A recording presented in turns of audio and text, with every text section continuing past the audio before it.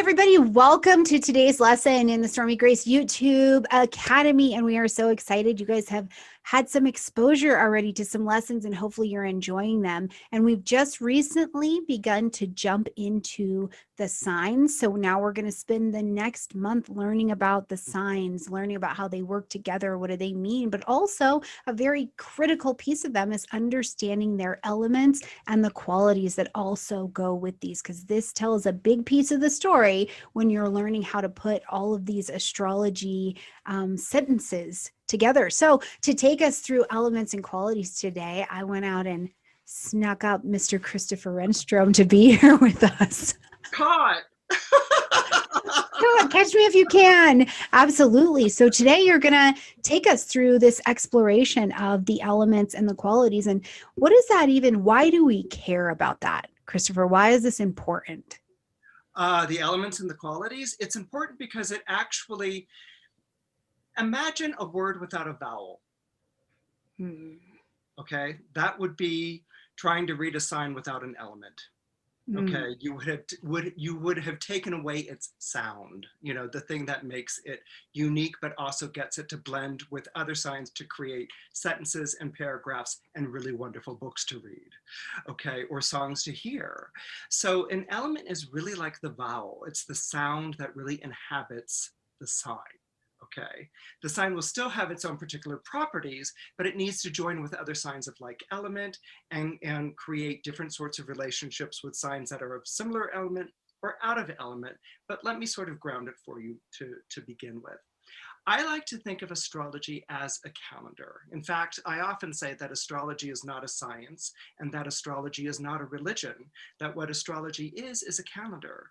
This is why every major civilization on our planet, whether it's African, Mesoamerican, Eastern, Middle Eastern, Asian, developed some form of astrology. It was in order to tell time. And the particular astrology that we practice is Northern Hemisphere astrology, okay, which is going to be different from Southern Hemisphere, but we're going to deal with Northern Hemisphere astrology because that's pretty much the astrology we practice here in America and Europe. The best way to remember the signs is in their seasonal order, in my opinion. Okay, so when you're trying to go through like Aries, Taurus, Gemini, wait, that's followed by who again? Okay, what's really great is if you can do it in terms of the seasons. You go your spring signs, all right, which are going to be Aries, Taurus, and Gemini, all right. Then you have your summer signs, which are Cancer, Leo, and Virgo. Your autumnal signs, which are Libra, Scorpio, and Sagittarius, and then your winter signs, which are Capricorn, Aquarius, and Pisces. Okay, so if you can sort of break it up into those seasons, you can also sort of keep in mind a sort of general idea about each of the seasons, that the spring signs are very go-getter. You know, they like to start things, they're full of optimism, they're full of energy and wanting to move forward. Even Taurus, which everyone's like, you know, Taurus. No, Taurus has a spring optimism that's built into that sign. Okay, and all three of those signs have it. So I sort of call the spring signs the go-getter signs. When you think of temperaments, they're sanguine, they're easily excitable and full of ideas and want to go out and, you know, make something of themselves. Okay, then you have the summer signs, which are Cancer, Leo, and Virgo.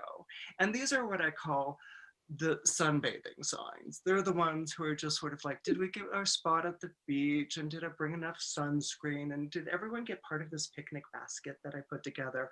Okay, so there's a kind of like lounging around quality to Cancer, Leo, and Virgo. And what that comes from is that they're born in the season of abundance. Okay, when there's fruits and vegetables filling over the stands, anything you should want for in life, all you have to do is go and reach out, grab an apple, and have a bite of it, okay? And that also goes for Virgos, by the way, because people think of Virgos as like, well, they're not really. Virgo rules over that time of year, okay, which follows the hottest days of summer, and it's all about harvesting. I mean, when you think about how we have our state fairs in the season of Virgo, right? That's when you're showing off your pies and your preserves and your fat pig and your huge heifer cows, and, you know, you're showing off everything that you know, worked hard for. And so this celebration of abundance, you even see it with Virgo calendars with sheaves of wheat and fruits and vegetables and things like that. So Virgo is actually a very abundant type of sign. Its view of the world is one of abundance. But in that time of year when you're harvesting, you have to harvest very quickly because it's so hot that if you don't harvest, everything will spoil. Okay, so you very quickly have to gather things into bushels or whatever with the hay, because if you don't, it will spoil in the heat of the sun. Okay, and so that sort of speaks to the kind of urgency and the swiftness of Virgo. So the summer signs are abundant signs. Then you get into the fall, and these are what I call the comeback kid signs. Okay, Libra, Scorpio, and Sagittarius, and they're born during the time of year when the sun is leaving us, when the shadows are growing longer and the nights are getting darker and colder. And so there's this feeling in each one of the autumnal signs of sort of like grabbing what light is left.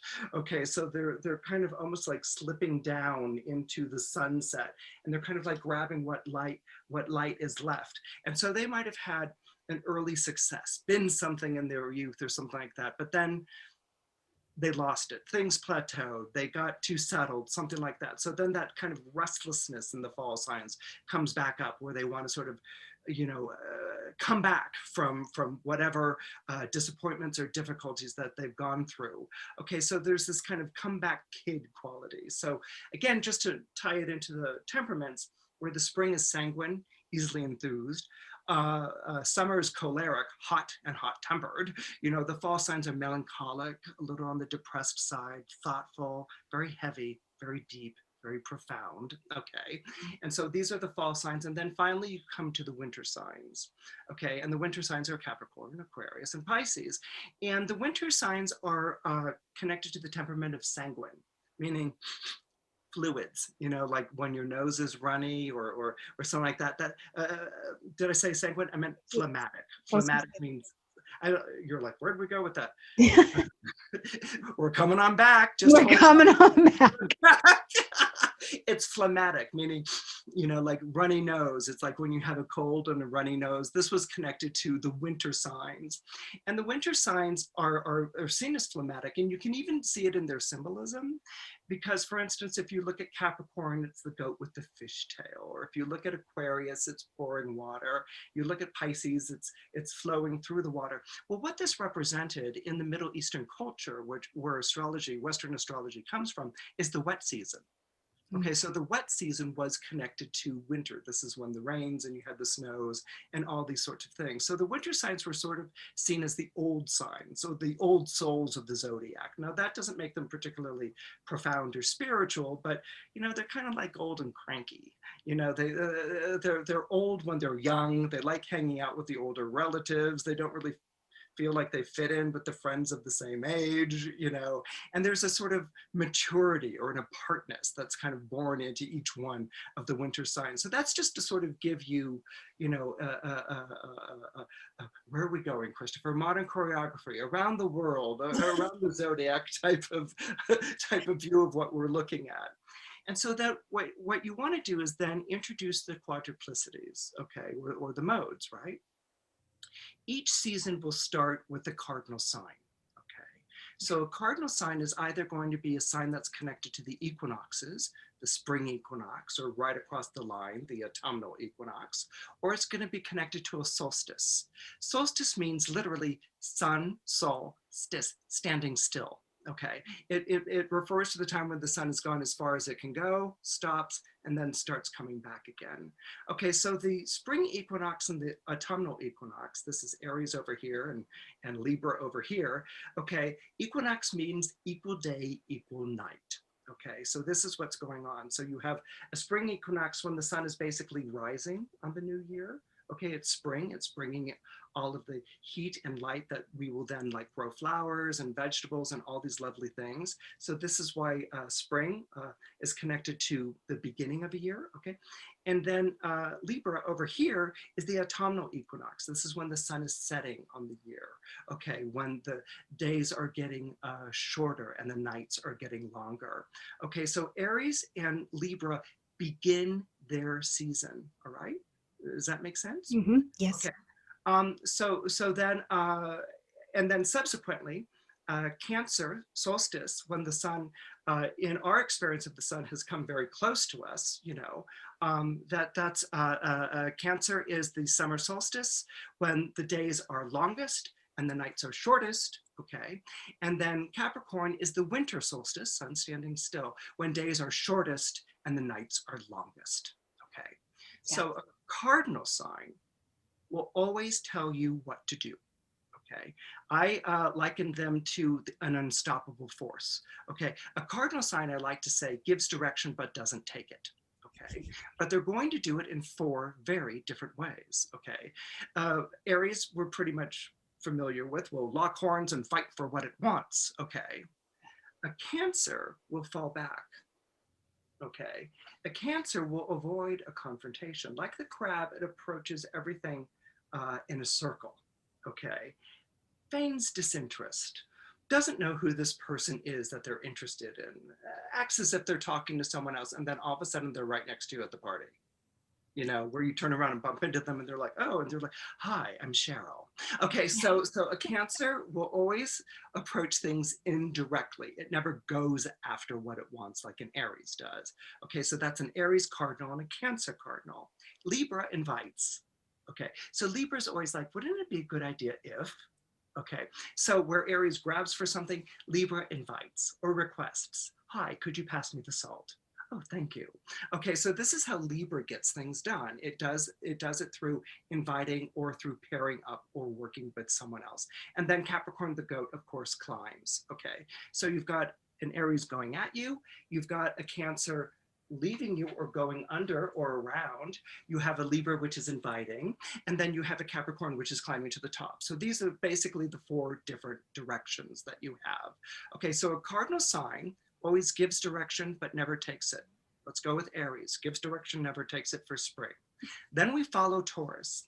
Taurus is the heart of the season. All the fixed signs are signs connected to the heart of the season. Okay, so in other words, spring has sprung when the sun is in Taurus. Okay, those roses and flowers will never look as good as they do, okay, when the sun is in Taurus. We all know that, okay. They come back later on the year, but they're not as beautiful. They're not as luxurious. They're not as luscious. They're not as, you know, aromatic. Okay, so spring has sprung in Taurus. Okay, for Leo, I'll get to Leo in a moment. So spring has sprung in Taurus, right?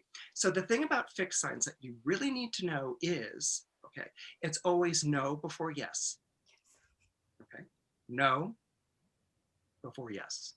Okay, so the cardinal signs are going at something, they're an unstoppable force, and a fixed sign is an immovable object. I'm just going to plant it and I'm not going to move for anything. Okay, now we're used to thinking of that in terms of Taurus, okay, because Taurus is earth and you plant it in the earth and you don't move and you don't budge and, you know, they're stubborn. Well, Leos are just as stubborn, Scorpios are just as stubborn, Aquarians are perhaps the most stubborn, okay? But remember, they're each doing it in their own particular way. Taurus is planting it in the earth. Leo is, I just don't see it. I just don't get it. It doesn't involve me. I don't understand, okay? And then Scorpio is like, there's a reason I'm pissed off and I'm never going to give that up. Don't even try to talk me out of it. You know, never forgive, never forget. That's my motto. Okay, and then Aquarius is immovable because it's the ideal. This is the principle. This is the ideal. This is the thing we should live according to.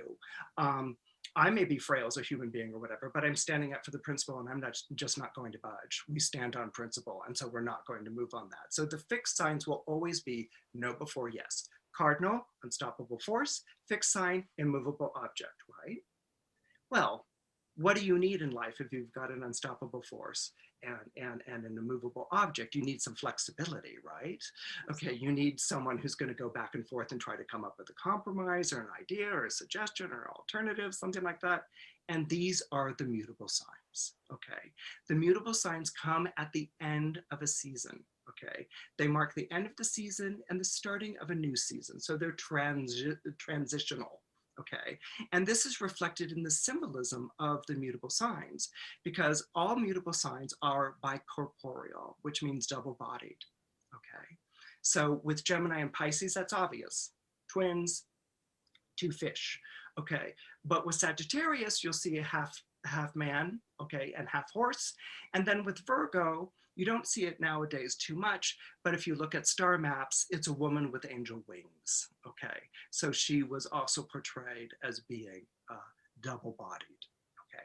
So you've got the cardinal for the summer, you've got the cardinal for the spring, fixed for spring, okay? So you go Aries, Taurus, and Gemini, mutable for spring, okay? Then we're at the summer, cardinal summer, Cancer, fixed summer, Leo, mutable summer, Virgo, okay? And then, because sometimes we get a little confused maybe with Libra there. Okay, no, mutable summer is Virgo. Then we go cardinal autumn, Libra, fixed autumn, Scorpio, mutable autumn, Sagittarius. That's another one that sometimes gets mixed up.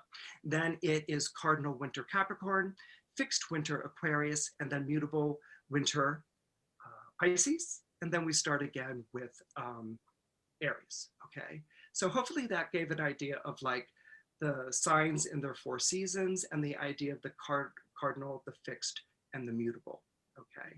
Definitely. And I laugh all the time because I'm like, if you think about the qualities in their season, a cardinal sign comes along and it's like, oh my God, spring is the best idea.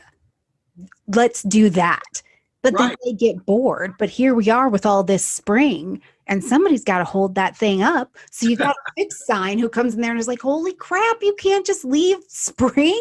Like you can't change your mind, And the Cardinals already left. They've moved on to whatever is fascinating now. But then a fixed sign is like, oh, woe to me. I'm holding up spring, and you got to have a mutable sign come and pry it out of their cold fixed hands and say, you know what? It could be fun if you moved on too, though, but no before yes. You don't have to move on, but you could. So this is where you see the strength of immutable energy Oh, right. getting it to the transition.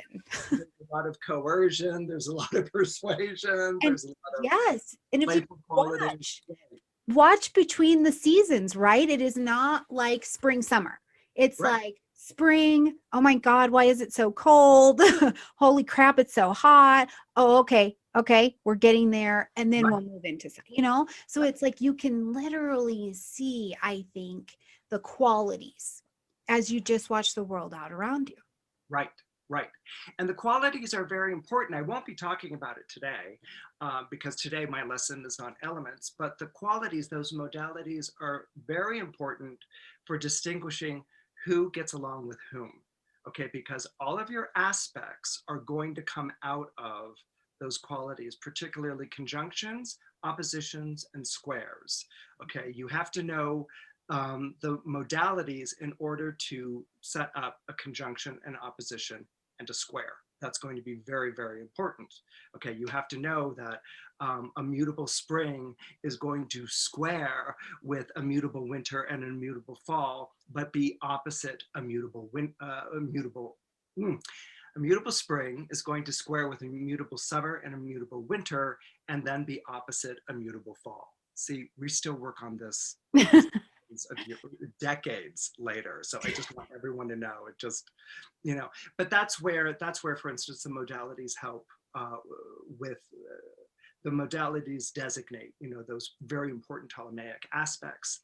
The next aspects that are going to be designated by elements, okay? And those are going to be, for instance, trines and sextiles. You need to know the elements in order to be able to decipher and to interpret trines and sextiles. But more than that, you need to know the elements. So you need to know kind of like the signs that are getting along, in the areas and the temperaments that they understand each other, okay? Yeah. So the elements are water, earth, air, and fire. Okay, that's how I like to introduce that. Okay, water is the lowest, fire is the highest. This has nothing to do with your spiritual evolution as a human being or a soul on this planet. What it has to do, or what it's referring to, is the behavior of the element itself. It is the nature of water to go down. It is the nature of fire to go up. Okay, that's basically what they were trying to describe. So water naturally seeks depth. Earth seeks to amass, to acquire. Air seeks to circulate. And fire seeks height. Okay. And those are just kind of like the 4 ideas that I would ask you to kind of like keep in mind. So let's talk about the water signs. Okay. The water signs are Cancer, Scorpio, and Pisces. Okay. Water is responsible for our emotional lives, our depth and our feeling. That's what water is in charge of. Okay. So our emotional lives are pretty much our feelings, our memories, our dreams, and our imagination. Okay, these are pretty much the things that make up our emotional lives. Now, if you think about water for a moment, 3/4 of our planet is covered by water. Okay, I think it's like 60% of our body is made up of water. So without water, you could not have life at all right? Our emotional life is not something that we always connect to in our waking or thinking mind. Okay, that's because water is often connected to the unconscious, as I said, memories, dreams, feelings, imagination.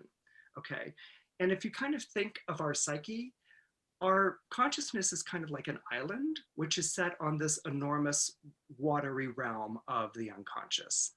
And when you think of ocean again, in terms of water, you think of all the ocean life, the fish, you know, the expanse, the space. You begin to appreciate that it's an entirely different world from the one that we live in. Okay, one could even say it's an alien world or an other world. And certainly when you think of words like supernatural or occult, these are things that are described as being otherworldly. Okay, so water rules over the sort of otherworldly sensation, you know, a dream, a psychic flash, something along those lines. So with the water signs believe that we all draw from the same wellspring of emotion. In other words, the way that you fall in love in Denver, Colorado, right? Okay, is going to be the same way that you would fall in love if you were living in Tokyo, Japan, or if you were living in Uzbekistan, or Somalia, or Helsinki.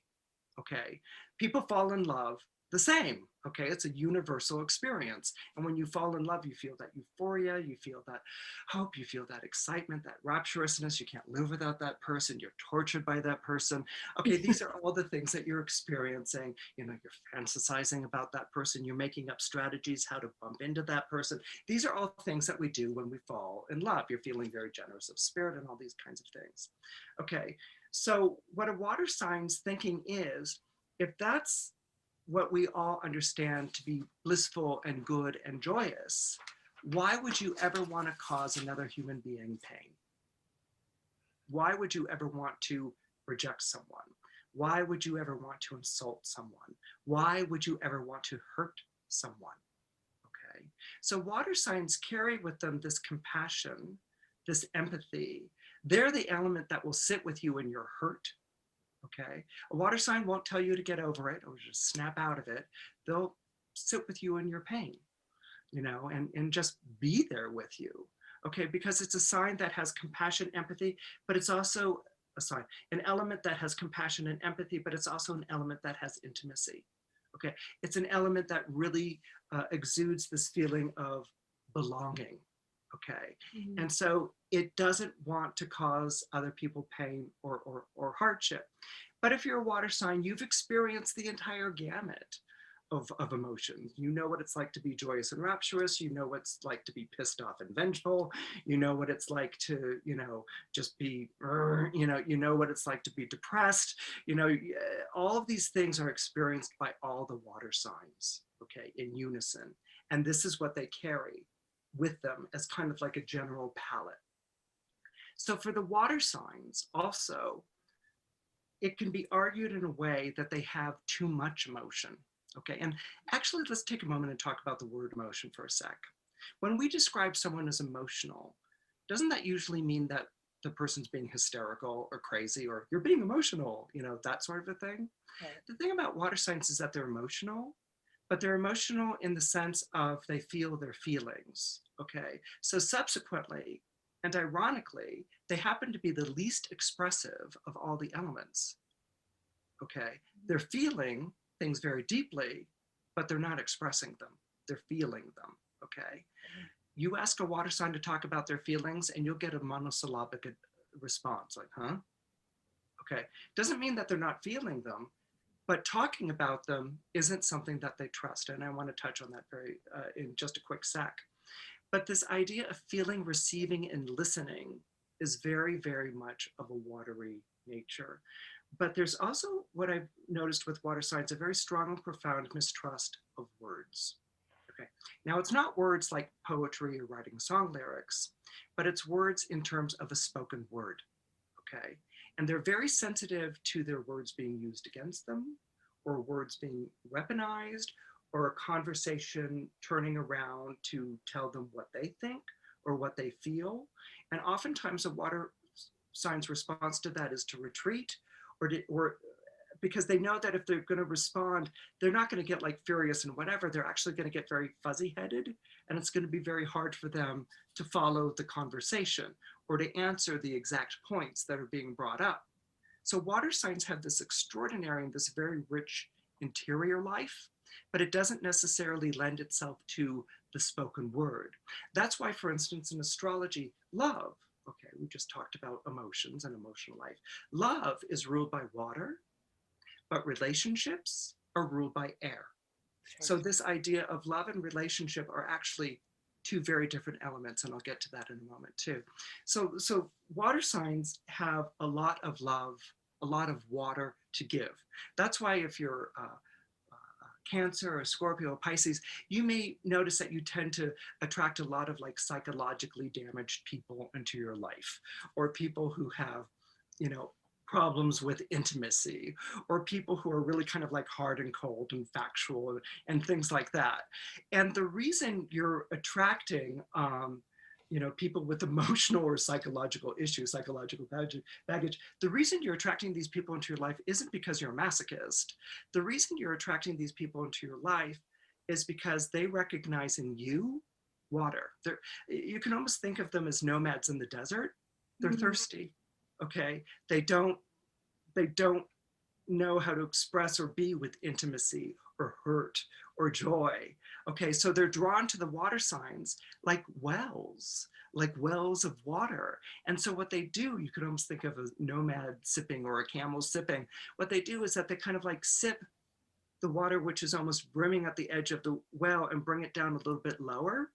And so in a sense, as you comfort or comfort them or become their confidant or someone that they feel that they can hang with quietly, you know, their need also takes away the excess emotion so that you don't feel so depressed or so heavy.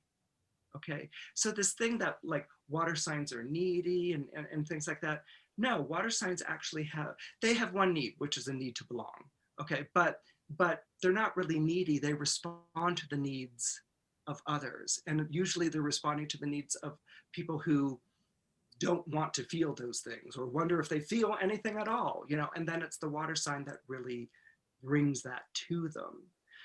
The big lesson for a water sign to learn in terms of their own sort of like psychological survival is not everyone wants to go that deep. Okay. Water signs, because they carry memory, because they remember how you looked when you were talking about something the other night. They, you know, they have that natural empathy and feeling and compassion. Okay. Water signs automatically assume that everyone else has that same emotional depth. Okay. And what you have to realize is, think of a beach. There's some people who want to deep sea dive, and there's some people who just want to get their ankles wet.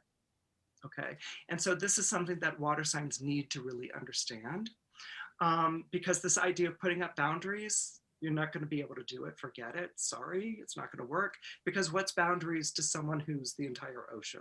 Right. It's nothing. Okay, fish swim around boundaries. You know, so boundary doesn't translate. Okay, but what you can understand through your empathy and through your imagination is that someone may not want to go there. You know, someone may not want to get that deep. They may not want to get that passionate. They may not want to get that heavy. And you have to honor their choice. Okay. You're not there to save them. You're not there to be the best thing that ever happened in their life. You know, you're not there to take over the mommy or the daddy role. Okay. If someone is emotionally damaged or whatever and wants to stay there or doesn't want to deal with it, you have to honor that. And that's where, again, water, in respect to element, which is the spoken word, needs to work on taking people at their word. You know, when someone's like, I don't know if I'm like that kind of person that, you know, you think I am, say to yourself in that moment, okay, you're not. You know, just like take yourself off the hook, you know, unhook the cord, you know, and just accept that for what that is. And if that person wants to pursue it, they will. And if they don't, they haven't caused you all of this pain and this sturm and drang. Does that make any sort of general sense? Absolutely. Yeah, absolutely. Because I do think, you know, and just your analogy that you're showing, like with water signs, and we see them with our clients, is that the well gets dried too much, you know? So Right, it's just, sometimes. Yeah. and so then it's almost seems like a lack of connection with their own innate water. Oh, you're talking about the people who are seeking that. Yeah, like they might not have had a well Right.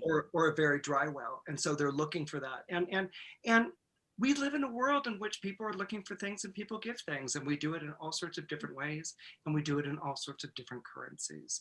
And I think the elements can help us to understand the other person's point of view. The last thing that I wanted to say about water is also to think of the water cycle. And this is kind of like my big thing out there to Scorpios, because each of the water signs will deal with a particular water, I don't know, gestalt type of thing. Okay, Cancer deals with hearth, home, family, but really at the basis, at the bottom of it for Cancer is bonding. Okay, Cancer's bond, right? And so they come out of summer, which is this time of abundance. And so there's an emotional optimism that's connected to Cancer. Okay. Scorpio, because it's the time of year when all of the fruit and vegetables of summer have gone to seed. Okay. Scorpio comes out of this feeling of having been shortchanged. Okay. So Scorpio reacts very much to having been left or abandoned or hurt. Okay, so Cancer sees everything as benevolent and abundant. Scorpio has this hurt and this abandonment or wrestling with the inner demons going on. And so there can be an anger to Scorpio. And then with Pisces, of course, is forgiveness. You know, it follows that, and then it starts again with the love. But the big thing for Scorpios to remember was what I call the water cycle. You know, that you have ocean, which evaporates and goes up into the clouds, and the clouds grow heavy with rain, and it rains back down into the ocean. Okay, and so there's this cycle. So the thing that Scorpios need to understand, and they do, is that there really is no such thing as a broken heart.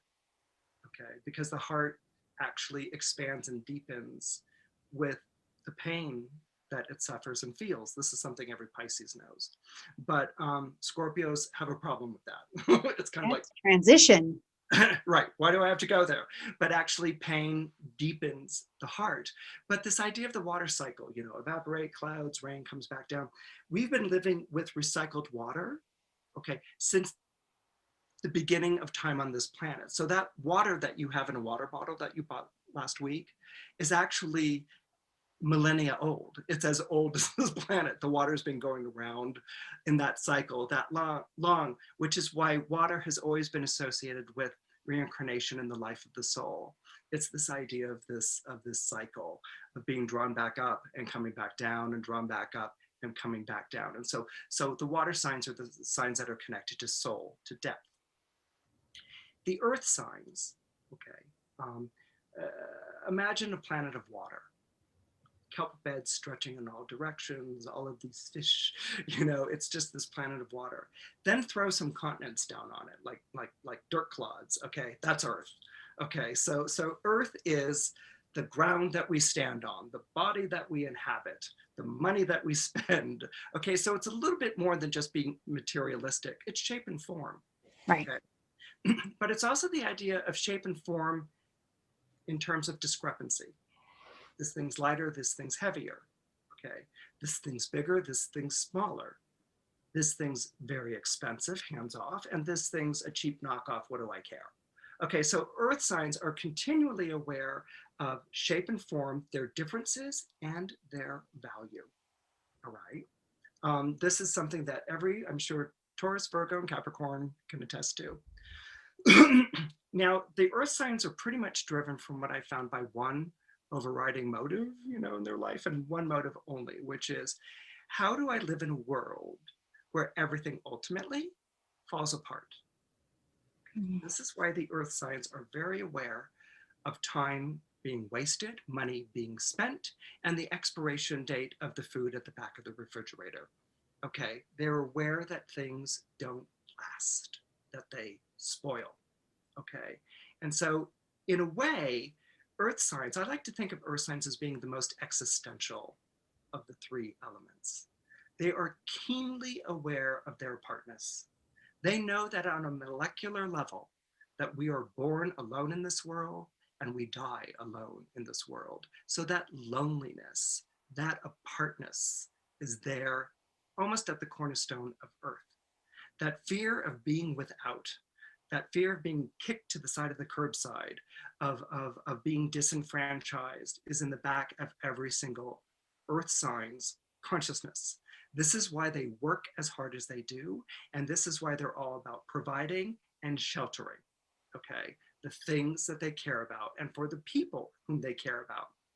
Now, water, for instance, has no understanding of boundaries. It's compassion, it's emotion.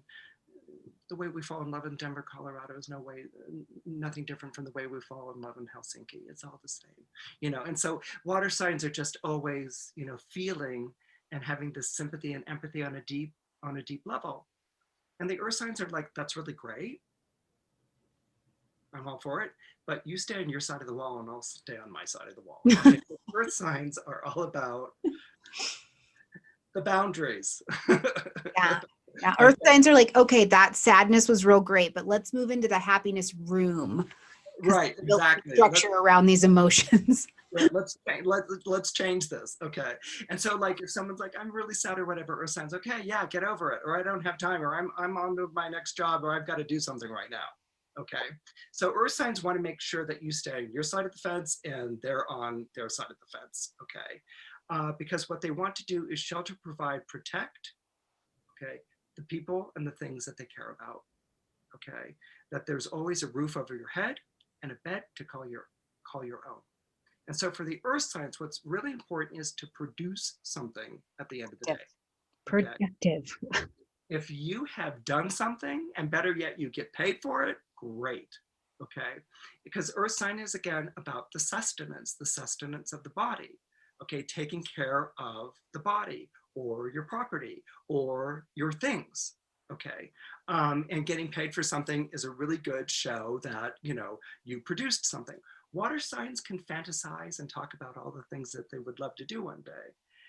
Earth sign is like, well, what do you have to show for it? Okay. What did you actually do? Okay. So for earth signs, that productive. Right, productive is the word. Okay. So for earth signs, self-sufficiency is hugely important. You know that gospel phrase, give a man a fish he eats for a day, but teach a man how to fish and he eats forever. That is a motto for every single earth sign. They will teach you self-sufficiency. You need to take care of yourself. Okay, this is something that's very, very important to them. It's something that they're going to teach their kids. There's something that they're going to teach their friends. It's something that they're going to teach the other colleagues at work. Okay, is what are you bringing to the table and what are you adding to produce? Anything that deals with building, growing, and producing is an earth sign sensibility. Okay, so this is something that's very, very important to them. The thing that they're also ruled by are their appetites and their cravings, and their drive to acquire and to secure. Okay, done in moderation, it's great. If not, okay, they're the ones who are picking out or sleeping with everyone in sight, or on the end of the money deal where it's like, screw the other person, I got it, yeah, okay. And what's interesting about earth signs and sexuality, okay, and I've heard it brought up with like Virgos, like for some reason people think that Virgos are like not that sexual, and it's like, hello, all the earth signs are very sexual, okay, because it's the body. Okay, so Right. So Taurus isn't the most sensual one, it's all three of them. But what you sort of have to look at with an earth sign is that their relationship to sex or sexuality can be a little bit like getting a snack when the blood sugar is low at 4 p.m. Okay, it's just like, I'm just gonna like have some sex here to take care of that need, and I'm on to the next thing. Okay, so it's not the most romantic or the most passionate. Doesn't mean that they're challenged in that way. It's just that an earth sign, given their own devices, is quantity over quality. Okay, and so they're going to do the takeout and eat whatever is there or whatever. So what you have to do is teach your earth sign, quality. And haute cuisine is always better than the takeout, and once the earth sign starts to get a sensibility for that, it's like, oh my God, they're like the biggest foodies on the planet, type of thing. So, but again, just to say the earth signs are always afraid of running out of time, running out of money, running out of stuff. So that's why they can get very anxious about it. And also earth signs believe very much in hard work. Okay, we only value something if we've worked really hard for it, because if you don't work hard for it, all you do is consume and come back for more. Okay, so that idea of working hard and producing and building better and more is really going to be at the cornerstone of every sort of earth sign. Does that make sort of sense so far? Absolutely. Absolutely. I'm just thinking about the steady, duty, reliability, nature, dependability, and really, I mean, I love talking to people who have heavy earth charts or are earth signs, because it really is the conversation of, is that productive? Right. Does that Well, produce? you brought up actually a really important word, which is reliability. Um, Earth signs will define themselves by their responsibilities, their duties, their obligations. Reliability, what you may notice is that they're not going to rely on you. Mm-hmm. Okay, because an earth sign doesn't want to get left by the side of the curb, so you'll notice something. An earth sign will do for everyone, including themselves, but they're not going to sit back and let you do for them. Yeah. Okay, and that's a vulnerability. That's an anxiety for an earth sign. I don't know if I can depend on you, but I know I can depend on me, and I know you can depend on me, so I will take over this obligation, or I will take on this responsibility, or I will agree to performing this duty. Mm-hmm. Okay, and it's because the last place they want to be is dependent on anyone else. Yeah. Okay, yeah. That's just to sort of give you hopefully a back scenes look at, kind of that drive to always be so pragmatic or whatever. Earth signs, I feel like, always get described as pragmatic and practical, and it doesn't say anything. Okay, when you think of it in terms of producing, building, and growing something, okay, and that comes from a fear of being without, then you begin to understand the earth sign sensibility. Yeah. But separateness is there with an earth sign. Okay. That's why the Tauruses are like, I don't share the medicine cabinet. Virgo's like, get your hands out of my food, and Capricorn is like, share the credit. You must be kidding. Okay, so it's like, this is mine. Okay, and there's a reason for that. Okay, air. Okay, with air signs, and the air signs are Gemini, Libra, and Aquarius. Air signs take a bird's eye view of everything. Okay, so if you've got water, and then on water is earth, like you approach land, you can see the beach and the mountains and things like that, sort of builds or rests on water. Okay, air is what's above even earth. Okay, so air fills our lungs, it moves the clouds, it's the atmosphere that we live in. Okay, so if you're thinking of of a bird's eye view, and you're looking down, at earth, okay, earth signs, air signs will say, no man or woman is an island. Okay, earth signs believe I'm an island, I'm separate and apart. Okay, but air signs are like, no man or woman is an island. Okay, and so subsequently the air signs are the bridge builders of the zodiac. Okay, so this is the sign of relationship. Okay, remember, love and relationship are two different elements. Okay, so this is the sign of relationship. Air signs can honor discrepancies. They can see the differences, okay, like earth signs can. Okay, but where earth is like, I need to acquire, to fortify, my corner of the world. Air signs are like, wouldn't it be better if we each participated in each other's corners and coordinated efforts to make the world a better place together? Okay, so the air signs are always partnering up. Okay, if you're a Gemini, you partnered up with a sibling, or you had a best friend when you were a kid. You can almost do the 3 levels of relationship through the air signs themselves.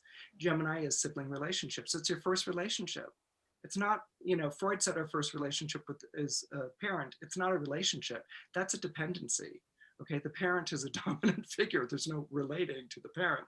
But if you had a sibling, or a playmate or a best friend next door, that was your partner in crime. That was your buddy. That was your pal. That was the person who picked on you. That's where you first learned playing a game and winning and losing, dueling, fighting, arguing, bickering. All of that is through sibling relationships, which are on the same level. Okay, so it's not frightening. If you argue with your mother, you get sent to a room or might be denied meals or something. But if you've got that best buddy, you can argue. You can have rivalry. You can have a fight. So that battling over who gets the lollipop or the TV remote, that's Gemini. Okay, so it can be sibling rivalry, and it can also be game and game playing. Okay, so siblings, that early form of relating, is Gemini. Then you move to Libra. Libra is marriage and partner. Okay, so that's where you're engaging a spouse. Okay, and so that marriage is going to be bound by contract. Okay, so you don't really know who you're marrying. Hopefully you do, but you don't really. Or if you're in cultures that do arranged marriages, you don't know who you're marrying at all. Okay, so Libra is the marriage, it's the spouse, it's the partner. And then Aquarius finally is the person within the group. Okay, how you interact in a group of people, either politically or on bowling night. The idea of the needs of the many outweigh the needs of the few is a very Aquarian idea. Okay, so air is always looking to the other person. Okay, air is always concerned about what someone else thinks. Right, that's what's very important to the air signs. So with air, we really want to take the word we. Okay, because that's an air word. We're in it together, or let's do it, or and also the idea of you. What would you like to do? Asking questions. What would you like to do? What would be a fun thing for you to do tonight? Or could you pass me this? Getting someone else to participate in your life is a natural air quality. Okay, so where earth signs may feel like on a molecular level we're all separate and apart, air signs know that molecules like to bond, like to gather into groups and collectives and units and organizations. Okay, so this is why the air signs are the people power signs of the zodiac. They're the ones who are always interested in other people's lives, their points of view, what they think about something. Sometimes I think the air signs get shortchanged with having to be like harmonious, like with Libra or something like that. Air signs have no problem with you disagreeing or having a difference of opinion. Okay, if anything, the air signs celebrate it. They don't want you to be of like mind. Air signs, because they're such good communicators and so they're so fascinated by the differences among people, they're the ones that, for the exercise of the mind, because the element can be very cerebral and also verbal speech, they're the ones who will say, for the sake of argument, or let's have a debate, or let's see who can outsmart, and so it's that exercising of the mind that takes place. And so the air signs don't have this personal investment in words that some of the other elements do. Okay, now they are literal. I mean, if you're dealing with a Gemini, Libra, or Aquarius, they'll take you literally at your word, okay? And Aquarians have a stenographer's memory. They'll be able to, in the middle of an argument, cite, time and date when you said something, okay? With no problem, right? So air signs have this remarkable, mind, but they're always interacting, okay, with other people. And that's something that's very important. Ideas are very important. Being abuzz with ideas are very important. Air signs don't aren't really comfortable being by themselves or apart, unless it's maybe an Aquarius, and that's because of Saturn. But for the most part, they aren't really all that comfortable with it. They need the group in the background, the buzz of chatter, you know, in order to think. And if they are by themselves, they'll put on the buds and listen to a podcast while they do their work, you know, so they need that sense of never being far from interacting or relationship or hubbub or conversation that this stimulates the mind. Another thing that's really important to understand or appreciate actually about an air sign is the importance of giving your word. Okay, for an air sign, if you give your word, that's bond. Okay, they will expect you to do exactly what you said you were going to do. All right. And so a word is even more important to a contract. And remember, air rules contracts. It rules rules and laws and treaties. These are ruled by air. Anything that governs over the interaction of people is ruled by the element of air. Okay. But this idea of giving your word, okay, is very much an air value. Okay. This is why when they don't want to give their word, you will see all the wordplay. You will see all the conditioning. You will see all the logistics of like, if we go with this, then we get rid of that. Okay, so air signs can be very particular about the words that they chose. They're like semantics freaks. Okay, so if you're like, well, you said you would never do this. No, what I said was that I would never do A, but that left me open to being able to do B, C, D, and E. Okay, and they will sit there and they will explain that to you. So that fluency with words, that wit with words, that logic with words is absolutely an air quality. And the idea that people have different opinions and different viewpoints, fine. But at the end of the day, for an air sign, everyone needs to be on the same page, okay? That doesn't mean of the same thinking, but same page in terms of observing protocol, observing good manners, observing the rules of debate, okay? The principles that govern difference and unity, okay? So I don't know if that got too abstract, which wouldn't be a problem because that's air. Air does get abstract, but hopefully it makes sense in the sense of like, you don't have to agree with me, but you have to agree to be polite about it. Yeah. You know, Make it better. Collaborate, cooperate, but make it better. Right, and make it better. And if you're going to be difficult or whatever, that's fine, but don't be rude. Yeah. Okay, so air signs are always about bringing the best of the person to the table. So it's we, and they're very concerned, did everyone get a slice of pizza? Did everyone weigh in with this? Did everyone voice their opinion? And they will always fall back on facts and stats. Okay, that's very important to an air sign as well. The other thing you need to know about an air sign is do not expect them to be able to read your mood, okay? If you're sitting there in a snit on the other side of the table at the restaurant and they're scrolling through their phone, okay, they're gonna take you literally. If you had something to say, you'd say it. So if you have nothing to say, then you've got nothing to say. So you might be like, well, why aren't you asking or whatever? Well, unless you say to an air sign, you know, I'm upset, then they'll stop what they're doing and they'll have a conversation with you. But don't expect them to intuit it or to interpret it. They're not very, very good at that. I mean, they can be emotional like everyone else can, but they can have some circuitry missing. So with an air sign, you have to be ready to, you know, offer up or talk about a problem that you have. And then you have to be ready for an 8-hour conversation about it. There's going to be some feedback. Well, they believe in the talking cure. They Yeah. believe they believe in the talking cure. They believe in words, and they believe in conversation. Even if you're disagreeing or angry at them, as long as you're in conversation, you're on the same page. Mm-hmm. You know, you're talking to each other at least. But if you leave a conversation or hang up on them or refuse to say anything, that throws them into a tailspin because it just freaks them out. Yeah. So that's why they need to talk, to rationalize, to whatever. They're not trying to win the argument, but they're trying to like understand where you're coming from. And the emotional quality isn't the strongest in an air sign. Okay. Sure. It's almost like you can see the quincunx or the have to adjust nature between air and water, where water feels it really deeply and has a hard time kind of putting that in words, and air has to walk it backwards and go, oh, you're sad. Sad. Right. That's the word, right? It's Right. almost that, right? There's almost a Helen Keller like quality. Water. Yes. Yeah. Experiences water for the first time and cries out. Yeah. You'll see it too, though, with air and fire, where fire's like, just sit down, and air's like, please get up. You know, so we'll see that too.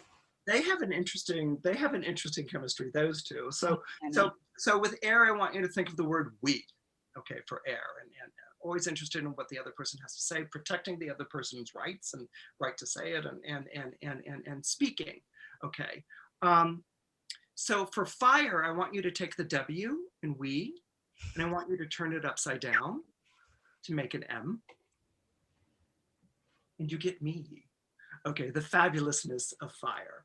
Okay, now the fire signs, I adore the fire signs. Okay, fire is higher than air in the elemental scale. Doesn't mean it's more evolved. You know, the depth of water is soul. You know, like even on those soul stations, I can't do this because my voice doesn't go low, but you know, when it's like, now for soul, you know, there's always like this. Do you know what I'm talking about? There's Yes. always a drop down baritone. Yes. Like, Yeah. soul, you know, and there's depth, and you don't have to know what the dictionary definition is of soul. You just hear it. Yes. You know, it's like, that's it, you know. Fire is spirit, okay, opposite of soul. Okay, that might be like, huh? You know, but for the Neoplatonists, a big deal. Okay, spirit is excitement. Okay, when we talk about someone who's got spirit, or someone who's spirited exchanges, it's exciting, it's loud, it's passionate, it's colorful, you know, it moves you. You know, it's like, okay, I guess you're really passionate about that, or you're really excited about that. Okay, so the fire signs are spirited. They're the ones that have the passion. Fire was always connected to the stars in the heavens. Okay, this comes from Manichaeism. Okay, and it's this idea that the stars at night were like burning campfires.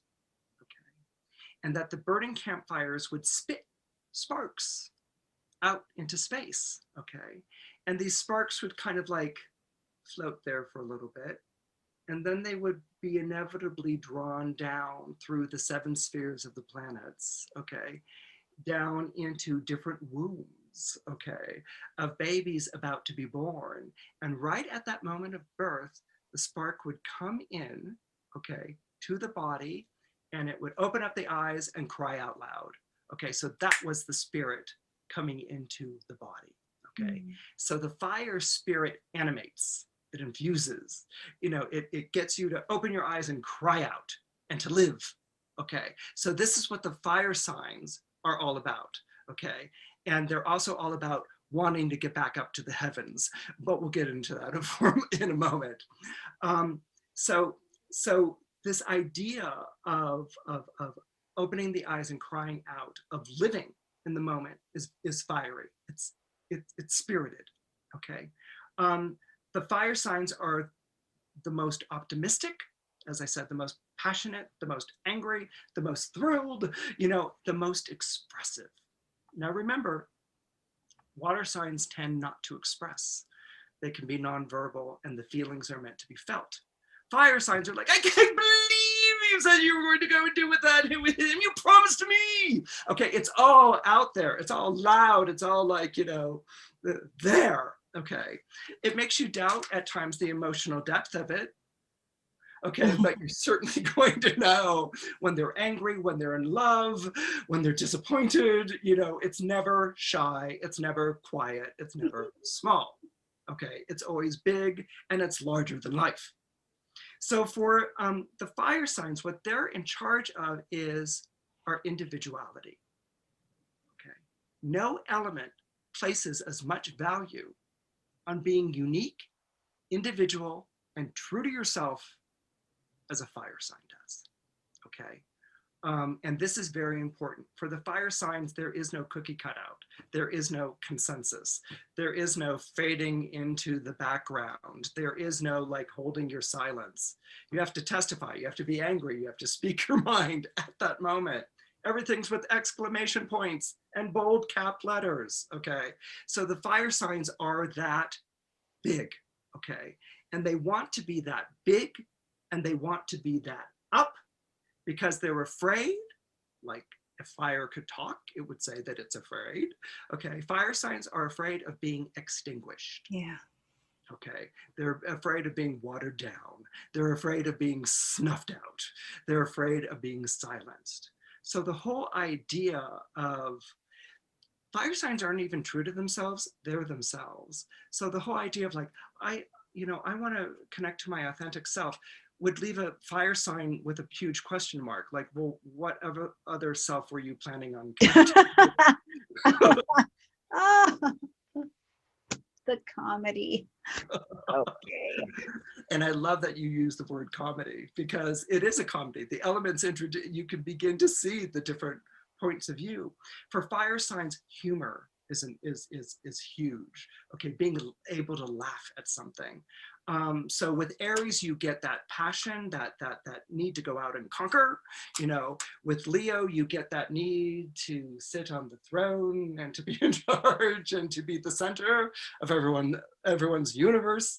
You know, and this is, if I can make a quick comment, ego is a very important thing.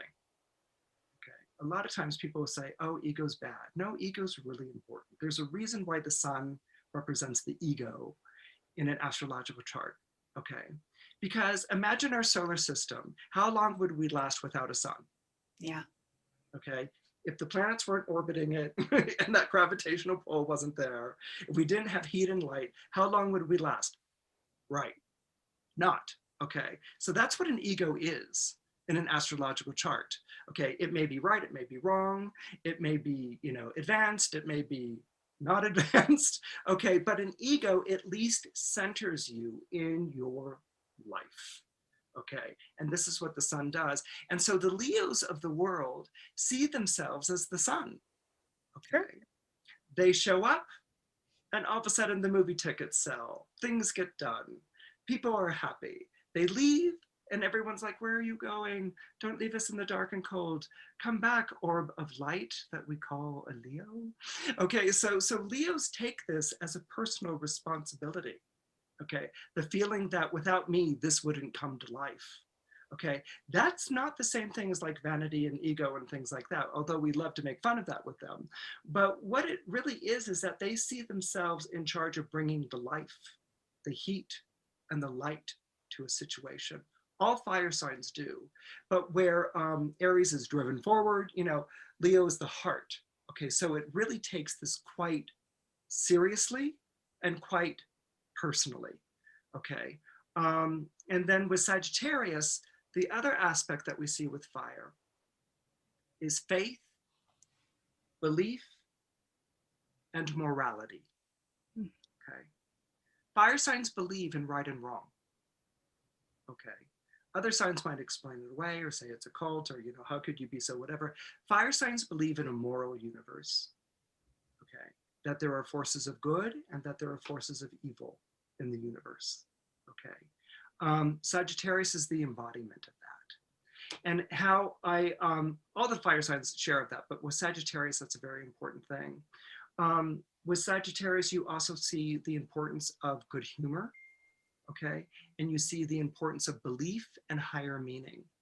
Fire signs believe that there is a higher purpose to life and that I can go through all this crap and I can suffer all of these setbacks, but as long as there's a lesson to be learned or moral to the tale, then it was worth it.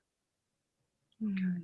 So that sense of being enriched and fulfilled as a person, it's not like I'm hungry, I want something to eat, an earth sign, you know.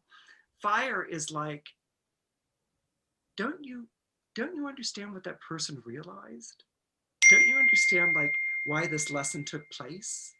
Don't you understand like that there was an invisible agency, God or spirit or whatever, moving through all of this? Okay, this sense of wonder is very much connected to the fire signs, okay? Because they really believe that they are children of the stars, Okay, that's where they come from. This is why the fire signs are so future oriented. Today sucked. Let's see what tomorrow does. The sun will rise on a new day. They're so future oriented. They want to get out and about. They want to move forward into the future. In some ways, they're almost in a rush to get back upstairs. That sometimes explains fire signs' recklessness and their risk taking and their abandon. It's not that they believe that they're going to live forever in this body, but they believe that as a child of the stars, they live forever. And so that's where, okay, so they're ruled by their enthusiasms, their passions, their excitement. And that's why spirituality is so connected to fire. I don't know how many people are familiar with this Christian image of the Pentecost, okay? But it has its roots in Gnosticism, okay? Gnosticism was this idea that the flame came down, you know, as I demonstrated, inhabits the body, and that flame resides in the hearth of your body for your life until it leaves, okay? And then it goes back upstairs again. Gnosticism was this idea that we carried knowledge of the divine within us, but that we were kind of clueless about it. Maybe we were too overtaken by our physical appetites. Maybe we were too concerned about heartbreak and disappointment and loss.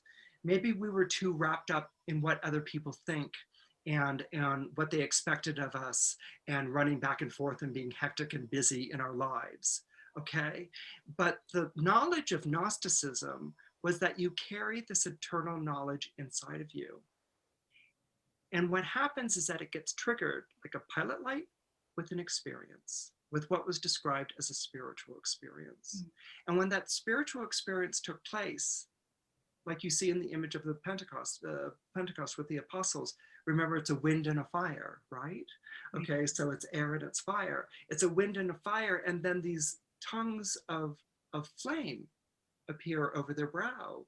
And so they're transformed from the loss of their Messiah and heartbreak into knowing, you know, into knowing. It's a very Buddhistic Eastern, it's actually a borrowed image from Eastern religion, you know, that shows up here in the Middle East. But all of a sudden it's like, you know, we're afraid we're going to be persecuted, we're Christians or whatever. And this wind and this fire and this tongue of fire, and all of a sudden a knowledge of like, I'm safe. You know, they can destroy my body, they can destroy my life, but I'm safe. I will live forever. This is something that all the fire signs carry around inside of them, you know, and so they're always seeking, sometimes it's a spiritual experience, you know, something where the flame gets turned on and they can see, or sometimes it's a sensational experience, like, cowabunga, I'm going to ride this wave, or I'm going to go off this mountain, or like, you know, but it's this like, you know, thrill experience. But this is something that really, really drives them because they have this spiritual connection to life, but they're not always aware of it. Yeah. You know, and so they seek these kind of like peak moments when it gets triggered or turns on in their lives. So that's, well, hopefully that made some sort of sense to you as being a sort of walkthrough of the four elements. Absolutely. Just laid out beautifully and so expressive, which I always love. I was gonna bring costumes and props, but thought, We'll save that for next year. We'll do it that. when we do elements on stage next year. We'll bring that one out. So let me ask you though, before we wrap this up, and as people are learning and we're going through, what do you think is more important for people to consider? The element of their sun sign, or would you consider the elemental balance of a person's chart to kind of look at where they find their elemental mix? I would say absolutely both. Okay, because the sun sign is always, I regard the sun in the chart as the you are here planet. If you're at Disneyland or something like that, you know, there's that red dot that says you are here, you know, that's the sun sign. Okay, so it's the things that you identify with that are easy to identify with because the sun is your identity. You can see that those aspects of yourself to be true. So the element of the sun sign is very, very important because it's what you're going to recognize. Then there's the elemental balance of your chart. And yeah, you can be, you know, a sun in Aquarius, and you can have everything in Cancer, Scorpio, and Pisces. Okay, and you can feel like the odd man out in your own chart. But even if you're odd man out in your own chart, guess what? You're the designated driver who's driving home everyone who partied too much. Okay, so which would be an Aquarius with all this water. But you know, so you're still connected to the chart. The chart's looking to you in terms of your sun and your element for direction. Okay, so it's good for you to sort of like sink into and to understand the element of your sun sign, but it's also good to see how it adjusts and behaves with the other elements of the chart. And it's not really about balance, because nothing's ever balanced. It can be organic. Things can be organic, and organic isn't always balanced. So if you're air, you have to sort of deal with understanding water. You know, if you're fire, you have to sort of deal with understanding earth. You know, so those can be, whereas if you're air and there's fire, You like that? That's pretty good. that's simpatico. Or if you're earth and water, what do? They grow things. You pour water in a plant, you know, so you get that, you know. But if it's the different mixes and stuff, that just makes you richer as a person. There's more to get to know and to really understand and to really pay attention to. Absolutely. Christopher, thank you so much for walking us through these elements so passionately. Thrilled to have you. I love them. It was a thrill to be here. And Stormie, thank you so much for having me. I really appreciate it. Absolutely. So you guys, we're going to wrap up this lesson, and remember that on Wednesdays and Saturdays, our TAs will be coming in to answer questions. So if you have questions, you can leave them all week, and we will be tending to them during the week. Next lesson will be coming up on the 31st, where you will have Miss Melissa LaFara taking you through the dignities and the debilities. So we will see you in the next lesson. Bye, everyone.